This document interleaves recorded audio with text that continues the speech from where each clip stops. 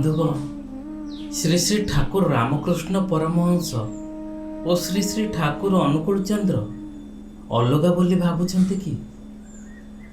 ଏହାରି ଉପରେ ଆଜି କିଛି ଏମିତି ପୁସ୍ତକ ନେବା ଯେଉଁଥିରେ ଏହା ପ୍ରମାଣିତ ହୋଇଛି ଯେ ଠାକୁର ରାମକୃଷ୍ଣ ପରମହଂସ ଓ ଶ୍ରୀ ଶ୍ରୀ ଠାକୁର ଅନୁକୂଳ ଚନ୍ଦ୍ର କଦାପି ଅଲଗା ନୁହେଁ ବୋଲି।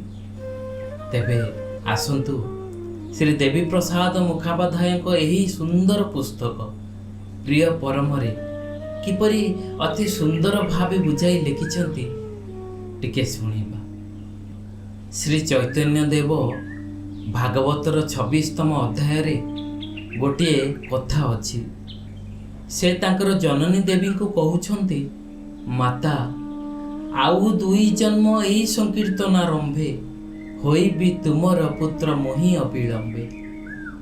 ପୂର୍ଣ୍ଣ ବ୍ରହ୍ମ ନରନାରାୟଣ ଶ୍ରୀ ଚୈତନ୍ୟ ଦେବ ଆଉ 2 ଥର ସଂକୀର୍ତ୍ତନ ପ୍ରେମୀ ହୋଇ ପୃଥିବୀରେ ଅବତୀର୍ଣ୍ଣ ହେବେ।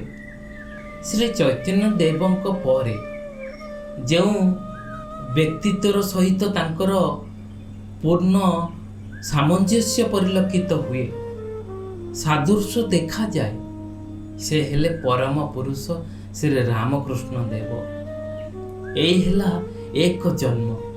ପୁଣି ଏଇ ଏକା ପରମ ପୁରୁଷ ଭାଗବତ ଧାରାର କ୍ରମ ବିକାଶକୁ ନେଇ ଆମେ ଦେଖିବାକୁ ପାଉ ଶ୍ରୀ ରାମକୃଷ୍ଣ ଦେବଙ୍କ ତିରୋଧାନର ମାତ୍ର 2 ବର୍ଷ ପରେ ଆବିର୍ଭୂତ ଶ୍ରୀ ଶ୍ରୀ ଠାକୁର ଅନୁକୂଳ ଚନ୍ଦ୍ରଙ୍କ ଭିତରେ।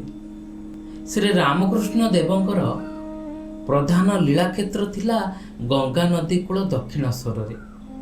ସେଇଠାରେ ହିଁ ତାଙ୍କର ଧ୍ୟାନ ଧାରଣା, ମାତୃ ସାଧନା, ମଣିଷଙ୍କ ସହିତ ଆଳାପ ଆଲୋଚନା, ତାଙ୍କର ବିଭିନ୍ନ କଥାର ସମାଧାନୀ କଥାବାର୍ତ୍ତା ଇତ୍ୟାଦି। ତ ଦିନେ କଥା ପ୍ରସଙ୍ଗରେ ସେ କହିଥିଲେ, ଥରେ ପଦ୍ମା ଦେଖିଲେ ହୁଅନ୍ତା। ବନ୍ଧୁଗଣ, ଏଇ ପଦଟିଏ କଥାରେ ସେଦିନ ଲୁଚି ରହିଥିଲା ଗୂଢ଼ ରହସ୍ୟ, ଯାହା ସେଦିନ କେହି ବୁଝିପାରିନଥିଲେ। ସେଇଥିପାଇଁ କ'ଣ ପଦ୍ମା ନଦୀ କୂଳରେ ହିମାୟିତପୁରରେ ଠାକୁର ଅନୁକୂଳ ଚନ୍ଦ୍ରଙ୍କ ରୂପରେ ନବକଳେବର ଧାରଣ କଲେ କି? ତାର ପ୍ରମାଣ ମିଳେ ସେ ରାମକୃଷ୍ଣଙ୍କ କଥାମୃତରେ। ସେ କହୁଛନ୍ତି, ଆଉ ଥରେ ଆସିବାକୁ ହେବ ମୋତେ। ସେଇଥିପାଇଁ ପାର୍ଶ୍ୱଦମାନଙ୍କୁ ସବୁ ଜ୍ଞାନ ଦେଇପାରୁନାହିଁ। ଠିକ୍ ଏହି କଥାର ପୂର୍ଣ୍ଣାଙ୍ଗ ଆଣି ଶ୍ରୀ ଶ୍ରୀ ଠାକୁର ଅନୁକୂଳ ଚନ୍ଦ୍ର ସେଇ ଅଧୁରା କଥାର ହିଁ ପ୍ରତିଧ୍ୱନିତ କରି କହିଛନ୍ତି, ମୁଁ ଏଥର ସବୁ ଦେଇଦେଲି। ଯାହା ତୁମମାନଙ୍କର ଦରକାର ଥିଲା, ଏଥର ଦେବାର ଆଉ କିଛି ବାକି ରହିଲା ନାହିଁ।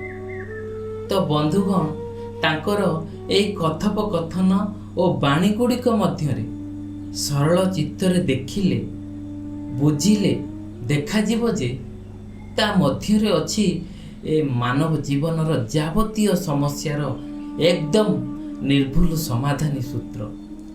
କହିବାକୁ ଚାହେଁ, ସେତେବେଳେ ଏଇ 2 ଠାକୁରଙ୍କର ହେଉଥିଲା ଭାବ ସମାଧି। ସର୍ବୋଚ୍ଚ ସ୍ତରର ଏହି ଭାବ ସହିତ ସେହି ସମୟର ସାଧାରଣ ମଣିଷର କୌଣସି ପରିଚୟ ନଥିଲା। ସମସ୍ତେ ସନ୍ଦେହ ଚିତ୍ତରେ ଆଶ୍ଚର୍ଯ୍ୟ ହୋଇ ରହିଯାଉଥିଲେ। ଭାବୁଥିଲେ, ଇଏ କ'ଣ ସତରେ ସମ୍ଭବ? ଏସବୁ କି ପ୍ରକାର ଲୀଳା ସଂଗଠିତ ହେଉଛି? ଫଳରେ ଏଇଟା ସତରେ କି ନୁହେଁ ତାହା ସେମାନେ ଅନେକ ଉପାୟରେ ପରୀକ୍ଷା ବି କରିଛନ୍ତି। ନାନା ଭାବରେ ପରୀକ୍ଷା କରିବାକୁ ଯାଇ ଦେଖିଛନ୍ତି। ଏମିତି ଜଣେ ହେଲେ ତାଙ୍କ ଭିତରୁ ନରେନ୍ଦ୍ରନାଥ। ସେ ଥରେ ଶ୍ରୀ ରାମକୃଷ୍ଣଙ୍କ ଦେହରେ ଗରମ କୋଇଲାର ଚେଙ୍କ ଦେଇ ପରୀକ୍ଷା କରିଥିଲେ। ଏ ଦେବତନୁ ମହାନ ପୁରୁଷ ତା ଦ୍ୱାରା ବିନ୍ଦୁଏ ମାତ୍ର ହଲଚଲ ହେଲେନି କି ତାଙ୍କର ଶରୀର କୌଣସି ସ୍ପନ୍ଦିତ ହୋଇନଥିଲା। ଆଉ ଥରେ ତାଙ୍କ ଜିଭ ଉପରେ ମୁଠାଏ ଚିନି ବିଞ୍ଚି ଦେଇଥିଲେ।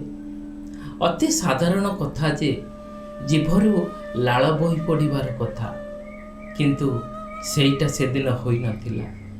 ବରଂ ପରମ ଚୈତନ୍ୟରେ ସମାଧିସ୍ଥ ପ୍ରିୟ ପରମ ଯିଏ ତାଙ୍କୁ କ'ଣ ଏଇ ଷଡ଼ରିପୁ ତୁଚ୍ଛ ଇନ୍ଦ୍ରିୟ ଲାଳସାର ଫାଶରେ ବନ୍ଧା ଯାଇପାରେ?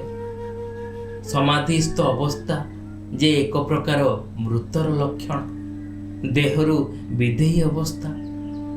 ଦେଖାଗଲା ଜିଭ ଉପରେ ପଡ଼ିଥିବା ଚିନି ଗୁଡ଼ିକ ଯେମିତି ସେମିତି ହିଁ ପଡ଼ି ରହିଲା, ତାପରେ ପବନରେ ଫୁରଫୁର ହୋଇ ଉଡ଼ିଗଲା। ସତରେ କେତେ ଆଶ୍ଚର୍ଯ୍ୟର ବିଷୟ! ପରବର୍ତ୍ତୀ ମୁହୂର୍ତ୍ତରେ ଠିକ୍ ଶ୍ରୀ ଶ୍ରୀ ଠାକୁର ଅନୁକୂଳ ଚନ୍ଦ୍ରଙ୍କର ସମାଧି କାଳରେ ବି ଠିକ୍ ସେଇ ଅବସ୍ଥା ଦେଖିବାକୁ ମିଳିଲା। ଏଇ ଅଜ୍ଞାନ ମଣିଷ ତାଙ୍କୁ ନାନା ଭାବରେ ପରୀକ୍ଷା କରିଛନ୍ତି। କେତେବେଳେ ଦେହରେ ଜ୍ୱଳନ୍ତା ଅଙ୍ଗାର ଚାପି ଧରିଛନ୍ତି ତ କେତେବେଳେ ଦେହକୁ ଚିମୁଟି ଦେଇଛନ୍ତି, କୌଣସି ପ୍ରକାରରେ ଆଘାତ ଦେଇଛନ୍ତି। ଅଙ୍ଗାରର ନିଆଁରେ ତାଙ୍କର ଦେହର ଚମଡ଼ା ପୋଡ଼ି ମାଂସ ପର୍ଯ୍ୟନ୍ତ ପୋଡ଼ିଯାଇଛି ସିନା, କିନ୍ତୁ ଦେହ ତାଙ୍କର ଟିକିଏ ବି ହଲି ନାହିଁ କି ଘୁଞ୍ଚି ନାହିଁ। ନିସ୍ପନ୍ଦ ଶରୀରରେ ପଡ଼ି ରହିଛନ୍ତି, ଏକଦମ ସ୍ଥିର ହୋଇ ପଡ଼ିଛି। ବନ୍ଧୁଗଣ, ଏଇ ଦୁଇ ଠାକୁରଙ୍କର ସମାଧି ଭଙ୍ଗ ହେଲା ପରେ ଦେଖାଯାଇଛି ପୁନଃ ଭକ୍ତମାନଙ୍କ ଠାରୁ ପାଣି ପିଇବାକୁ ଚାହିଁଛନ୍ତି। ଶ୍ରୀ ରାମକୃଷ୍ଣ ଦେବଙ୍କର ଉପବିଷ୍ଟ ସମାଧି ଅବସ୍ଥାର ଚିତ୍ର ଆମେ ଆଜି ବି ଫଟୋ ମଧ୍ୟରେ ଦେଖୁଛେ। ଏଇ ଚିତ୍ର ଦେଖି ସେ ସ୍ୱୟଂ ସେଦିନ କହିଥିଲେ, ଏଇ 6 ଦିନେ ଘରେ ଘରେ ପୂଜା ପାଇବ। ଠିକ୍ ସମାନ ପୁରୀର ସମୁଦ୍ର କୂଳରେ ଦଣ୍ଡାୟମାନ ଶ୍ରୀ ଶ୍ରୀ ଠାକୁର ଅନୁକୂଳ ଚନ୍ଦ୍ରଙ୍କର ଫଟୋଟି ଅନେକ ବି ଦେଖିଥିବେ। ଏଇ ଛବିର ଆଡ଼କୁ ଚାହିଁ ଶ୍ରୀ ଶ୍ରୀ ଠାକୁର ସେଦିନ କହିଥିଲେ, ଏହିପରି 2ଟି ଆଖି ପାଇଲେ ମୁଁ ଦୁନିଆ ଭୁଲି ରହିପାରେ। ରକ୍ତ ମାଂସରେ ଶରୀର ଗଠିତ ହେଲେ ବି ଈଶ୍ୱର ଓ ଅବତାରଙ୍କର ଦେହ ହୁଏ ଶାଢ଼ା ପ୍ରବଣ, ସେନ୍ସିଟିଭ, ଯେମିତି ଆମ ସାଧାରଣ ମଣିଷଙ୍କ ଭିତରେ ଘଟୁଛି। ଗଙ୍ଗା ନଦୀର ନୌକାରେ 2ଟି ମାଝିଙ୍କର ଝଗଡ଼ା ହେଉ କି ଦକ୍ଷିଣେଶ୍ୱରର ମନ୍ଦିର ବାରଣ୍ଡାରେ ବସିଥିବା ଶ୍ରୀ ରାମକୃଷ୍ଣ ଦେବଙ୍କ ପିଠିରେ ଚାବୁକ ମାଡ଼ର ଦାଗ ହେଉ, ଠିକ୍ ସେହିପରି ଘୋଡ଼ା ଗାଡ଼ିରେ ବସିଥିବା ଶ୍ରୀ ଶ୍ରୀ ଠାକୁରଙ୍କ ପିଠିରେ ଚାବୁକ ମାଡ଼ର 3ଟି ଚିହ୍ନ ମନେ ପକେଇ ଦିଏ ସେ କିଏ? ଈଶ୍ୱର ଅବତାର ଯେତେବେଳେ ପୃଥିବୀରେ ଆବିର୍ଭୂତ ହୁଅନ୍ତି, ମଣିଷ ରୂପରେ ଆସନ୍ତି ବୋଲି ତାଙ୍କର ସବୁ କିଛି ହୁଏ ଏଇ ସାଧାରଣ ମଣିଷଟିଏ ପରି। ମଣିଷ ପରି ଥାଏ ତାଙ୍କର କ୍ଷୁଧା, ତୃଷ୍ଣା, ଆହାର, ବିଶ୍ରାମ, କଥାବାର୍ତ୍ତା, ଦୁଃଖ ସୁଖ। ଏହା ଦେଖି ଅଜ୍ଞାନ ଶ୍ରଦ୍ଧାହୀନ ଅସୂୟା ପରବେଶୀମାନେ ତାଙ୍କୁ ତାଙ୍କ ପରି ଜଣେ ସାଧାରଣ ମଣିଷ ବୋଲି ଅବଜ୍ଞା କରନ୍ତି। ସେମାନେ ତାଙ୍କର ଭୂତ ମହେଶ୍ୱର ଭାବକୁ ଜାଣନ୍ତି ନାହିଁ। ପ୍ରତିଥର ପରି ଏଥର ବି ଏଇ ମୂଢ଼ ମଣିଷ ଚିହ୍ନିପାରେ ନାହିଁ କି ବୁଝିପାରେ ନାହିଁ, ଜାଣିପାରେ ନାହିଁ। ସେଇଥିପାଇଁ ବୋଧ ହୁଏ ଅବତାର ପୁରୁଷଗଣ ମଝିରେ ମଝିରେ କଥା ଛଳରେ ତାଙ୍କର ସେଇ ଆତ୍ମ ସ୍ୱରୂପ ଦିବ୍ୟ ବ୍ୟକ୍ତିତ୍ୱ ବ୍ୟକ୍ତ କରି ଦିଅନ୍ତି। ଶ୍ରଦ୍ଧାବାନ ଯେଉଁମାନେ, ସେମାନେ ଭକ୍ତର ହୃଦୟ ନେଇ ତତ୍କ୍ଷଣାତ ତାଙ୍କୁ ଚିହ୍ନି ପାରନ୍ତି, ତାଙ୍କୁ ଧରି ପାରନ୍ତି।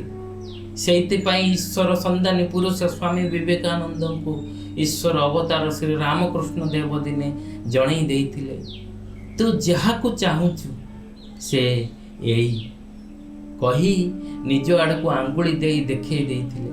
ପରମ ପୁରୁଷ ଶ୍ରୀ ଶ୍ରୀ ଠାକୁର ଅନୁକୂଳ ଚନ୍ଦ୍ରଙ୍କ ପାଖକୁ ବେଶୀ ଭାଗ ଲୋକ ଆସିଛନ୍ତି ତାଙ୍କର ସମସ୍ୟା ନେଇ, ସାଂସାରିକ ସାମାଜିକ ନାନା ରକମ ସମସ୍ୟା ନେଇ। ସେତେବେଳେ ଏମିତି ଈଶ୍ୱର ଅନୁସନ୍ଧାନୀ ବ୍ୟକ୍ତିଙ୍କ ସଂଖ୍ୟା ଥିଲା ଖୁବ୍ ହିଁ କମ୍। ସେଇଥିପାଇଁ ଦିନେ ଶ୍ରୀ ଶ୍ରୀ ଠାକୁର କହିଥିଲେ, रुपया सब कोई मांगता, रूप कोई नहीं मांगता। मनुष्य आपन टांका पर जेते पारुस मानुष धर। रूप शब्दटी उच्चारण करी निज आड़क आंगुठी दे से देखाई देइतिले।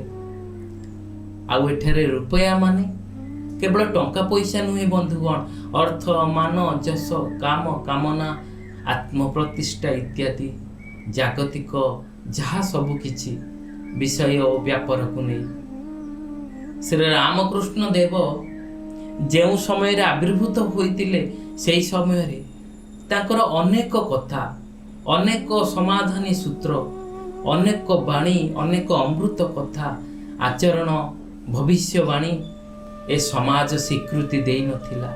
ପରେ ଦେଶ ବୁଝିଛି, ସମାଜ ବୁଝିଛି ଯେ ତାଙ୍କର ପ୍ରୟୋଜନୀୟତା କେତେ ଥିଲା। ଦେଖିଛି ତାଙ୍କ ମଧ୍ୟରେ ସେଇ ମହାଶକ୍ତିର ଆଧାର। ଶ୍ରୀ ଶ୍ରୀ ଠାକୁର ଅନୁକୂଳ ଚନ୍ଦ୍ରଙ୍କର ଅନେକ କଥା ବି ଆଧୁନିକ ସମାଜ ପାଖରେ ଗ୍ରହଣଯୋଗ୍ୟ ବୋଲି ଆଜି ବି ମନେ ହୋଇନି। ବିଜ୍ଞାନ ସମ୍ବନ୍ଧୀୟ ଅନେକ କଥା ବି ଆଜି କାଳ୍ପନିକ ଏବଂ ଅବାସ୍ତବ ବୋଲି ମନେ ହୋଇଛି ତଥାକଥିତ ବିଜ୍ଞାନବେତ୍ତାମାନଙ୍କ ପାଖରେ। ଏହି ପ୍ରସଙ୍ଗରେ କଥାମୃତର ଲେଖକ ପୁଣ୍ୟ ଶ୍ଲୋକରେ ଗୋଟିଏ ଉକ୍ତି ହିଁ କାଳଜୟୀ ରୂପେ ଗଣ୍ୟ ହୋଇପାରେ। ଅବତାର ପୁରୁଷ ସମ୍ପର୍କରେ ସେ କହିଛନ୍ତି, ଇନ୍ ଆଡଭାନ୍ସ। ସେମାନେ ସବୁ କଥା କୁହନ୍ତି, ଆଉ ଇନ୍ ଆଡଭାନ୍ସର କଥାବାର୍ତ୍ତା ଉଚ୍ଛୃଙ୍ଖଳ, ଇନ୍ଦ୍ରିୟାସକ୍ତ, ତାମସିକ ଭାବାପନ୍ନ ଅହତ୍ମକ ମାନଙ୍କ ପାଖରେ ବୋଧ ହୁଏ ନାହିଁ। ସେମାନେ ଅଙ୍କୁଶ ଲଗାଇ ପାରନ୍ତି ନାହିଁ, କିନ୍ତୁ ସ୍ୱାର୍ଥମୁକ୍ତ ଦୃଷ୍ଟିରେ ଭକ୍ତି ବଳରେ ଦେଖିଲେ ଦେଖାଯିବ, ବୁଝିପାରିବ ଯେ ଶ୍ରୀରାମକୃଷ୍ଣ ଦେବ ଥିଲେ ପୁରାତନ ଭାବାଦର୍ଶ ଓ ଆଧୁନିକତାର ଏକ ଅପୂର୍ବ ସାମଞ୍ଜସ୍ୟ ସମନ୍ୱୟ। ଆଉ ଶ୍ରୀ ଶ୍ରୀ ଠାକୁର ଅନୁକୂଳ ଚନ୍ଦ୍ର ପୁରୁଷୋତ୍ତମ ଧାରାର ସାମ୍ପ୍ରତିକତମ ବିବର୍ତ୍ତିତ ପ୍ରକାଶ। ଆପଣମାନେ କେତେ ବିଶ୍ୱାସ କରନ୍ତି ଠାକୁର ଅନୁକୂଳ ଚନ୍ଦ୍ରଙ୍କୁ? ମୋର ଏଇ କମେଣ୍ଟ ବକ୍ସରେ ଜଣେଇବେ। ବନ୍ଧୁମାନେ, এই ଭିଡ଼ିଓଟି ଯଦି ଆପଣଙ୍କୁ ଭଲ ଲାଗିଲା ତେବେ ଏହାକୁ ଅନ୍ୟ ଭକ୍ତମାନଙ୍କ ସହ ନିଶ୍ଚୟ ସେୟାର କରନ୍ତୁ ଏବଂ ଆମ ଚ୍ୟାନେଲ ଜୟଗୁରୁ ପ୍ରାର୍ଥନାକୁ ସବସ୍କ୍ରାଇବ୍ କରନ୍ତୁ। କମେଣ୍ଟସ୍ ବକ୍ସରେ ଜୟଗୁରୁ ଲେଖିବାକୁ ଜମାରୁ ବି ଭୁଲନ୍ତୁ ନାହିଁ। ଆମ ଏ ଜୀବନର ଲକ୍ଷ୍ୟ ହେଉ ପ୍ରତିଟି ପ୍ରାଣରେ ତାଙ୍କରି ବାର୍ତ୍ତା ପହଞ୍ଚାଇବା। ଜୟଗୁରୁ ପ୍ରାର୍ଥନା, ନିଜେ ବଞ୍ଚିବା, ଅନ୍ୟକୁ ବଞ୍ଚାଇବା, କରିବାନି କେବେ ମନା। ଜୟଗୁରୁ, ବନ୍ଦେ ପୁରୁଷୋତ୍ତମ।